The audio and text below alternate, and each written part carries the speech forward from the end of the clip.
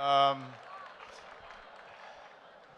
Welcome to what some people think is the highlight of the festival. Um,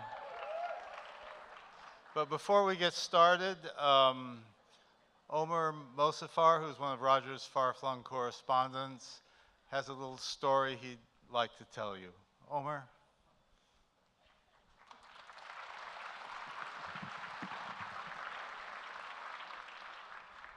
Okay, thank you for that.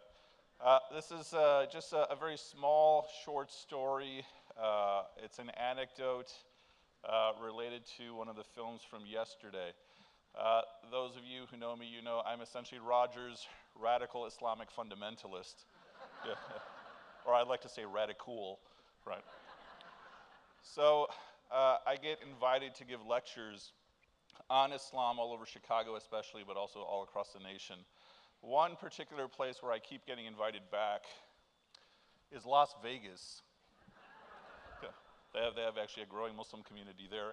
And I was speaking at a mosque there. The attendance is predominantly African American.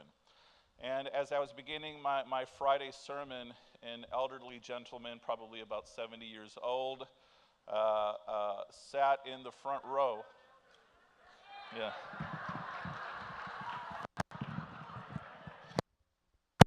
You are correct. Thank you for that. I was seeing if you're actually listening. Yeah. Yeah. So he sits in the front row. I give my sermon, also dressed in a sweater vest at the time. And afterwards, in a very, very gentle, very polite way, he walks up to me and he thanks me for the sermon. And I'm noticing when he's speaking, he has an African accent with a subtle European quality to it, but I couldn't place the accent. And I'm talking to some other people. He comes back to me. He asks me to come to his apartment for tea. And a man of such stature, I had to listen to him. They called him Brother Isa. Isa in Arabic is Jesus, which is an interesting name for a Muslim. And he takes me to his apartment, and it's a tiny, tiny place, almost no furniture, a few stacks of books. He has a laptop there with the Quran playing, what seems to be all day long. And I want to serve him, but he insists that I sit down, and he serves me.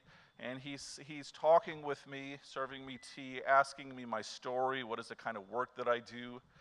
And a colleague, a mutual friend who is the imam of that mosque, he tells me that this is not just Brother Isa, this is Sheikh Isa. Sheikh is a title of a scholar.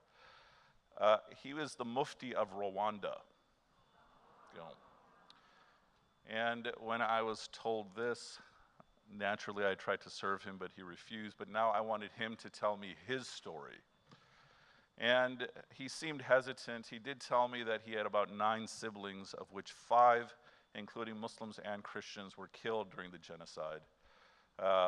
And as he's telling me these stories, he would start looking into the distance, remembering something, so I didn't want to push him any further. He did tell me that he started traveling around the world from country to country, across Europe, across the Middle East, across Asia, looking for nations to provide assistance. And everyone gave him time, but almost no one gave any money. But that is my small, simple story. And with that, I thank you so much for your time. Peace be upon you all. Thank you.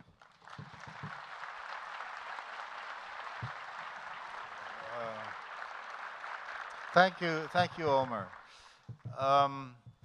So we now move to Wild and Weird. As some of you know, we have a new sponsor at Ebertfest this year, and it's a little company called Steak and Shake.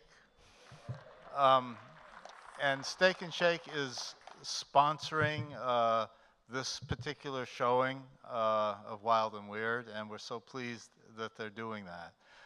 Those of you who are from non-Steak and Shake territory and are just visiting the festival, ask any one from Champaign-Urbana where the nearest Steak and Shake is and go there for dinner. To introduce our film tonight is David Bordwell, professor from the University of Wisconsin. And after the film, he'll be conducting a little discussion with David Poland and some of the members of the Alloy Orchestra. Here to introduce the film and the Alloy Orchestra is David Bordwell.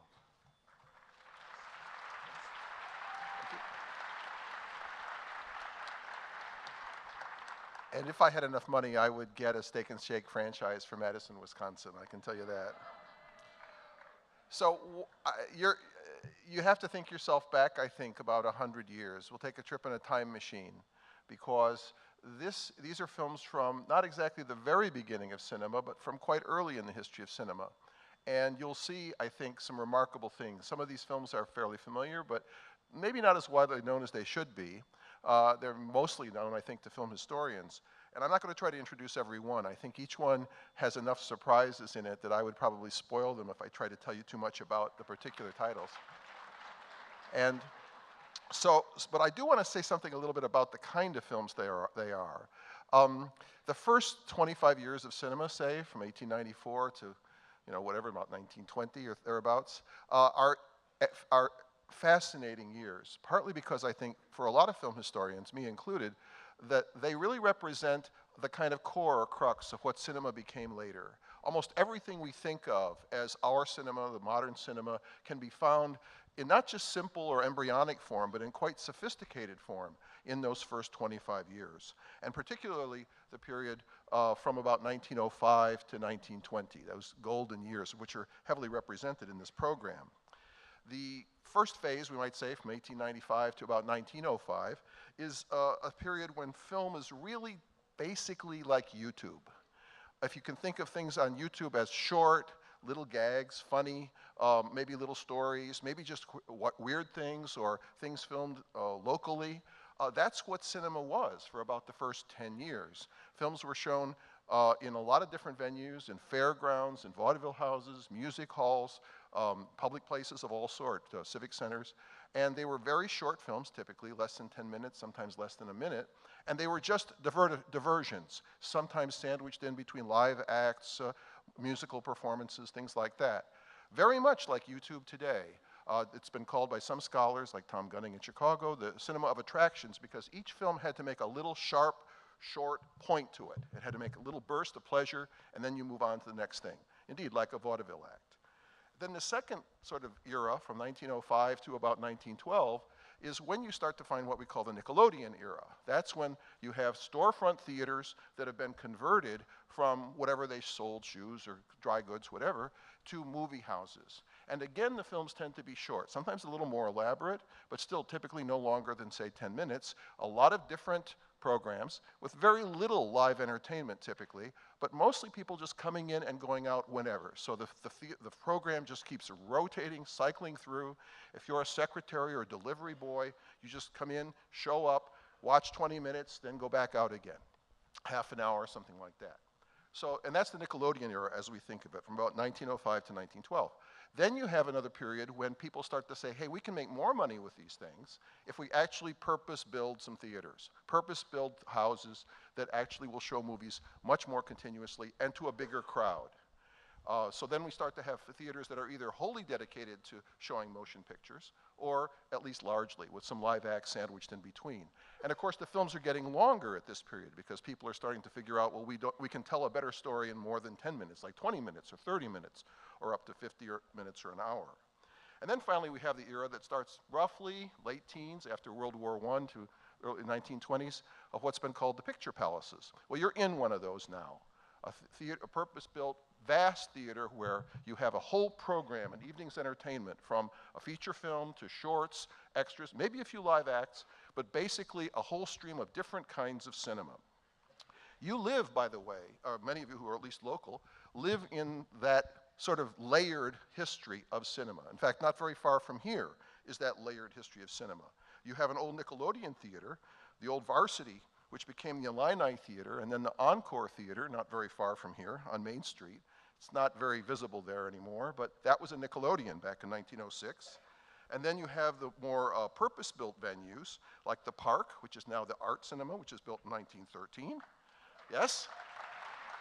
and, and the Orpheum, which is not far away, which is now the Children's Museum and Theater, which was built in 1914.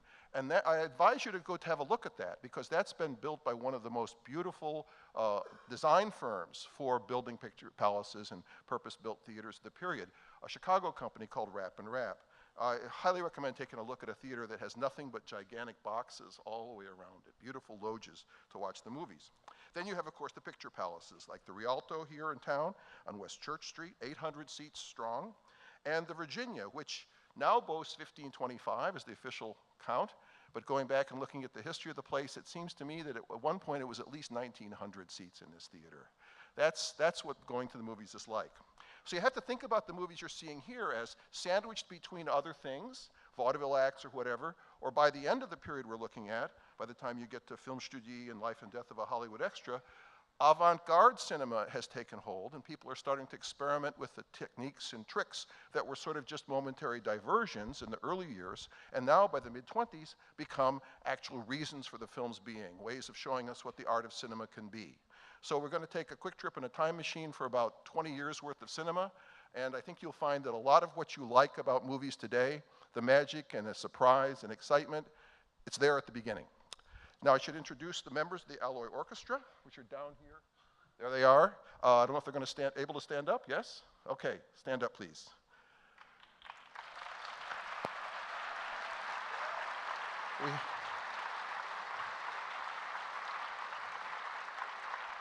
We have Terry Donahue, instrument junk percussion, accordion, banjo, and musical saw.